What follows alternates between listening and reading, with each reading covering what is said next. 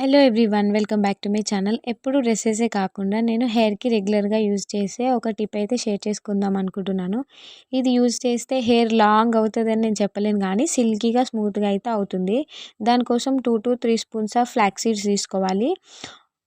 దాంట్లో ఒక పెద్ద గ్లాస్ వాటర్ యాడ్ చేసుకోవాలి. దీనిని ఒక 10 మినిట్స్ బాయిల్ చేసుకోవాలి. తర్వాత జెల్లీ కన్సిస్టెన్సీ వస్తుంది. దాని తర్వాత కూల్ చేసుకొని దాన్ని ఒక క్లాత్తోని స్ట్రెయిన్ చేసుకోవాలి.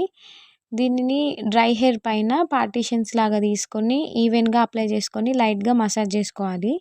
ఈ ఫ్లాక్సీడ్ జెల్ ఏంటంటే న్యాచురల్ కండిషనర్ లాగా పనిచేస్తుందనమాట. దీనిని రెగ్యులర్‌గా యూజ్ చేయడం వల్ల హెయిర్ ఫ్రిజీనెస్ పోయి స్మూత్‌గా, సిల్కీగా అవుతుందనమాట.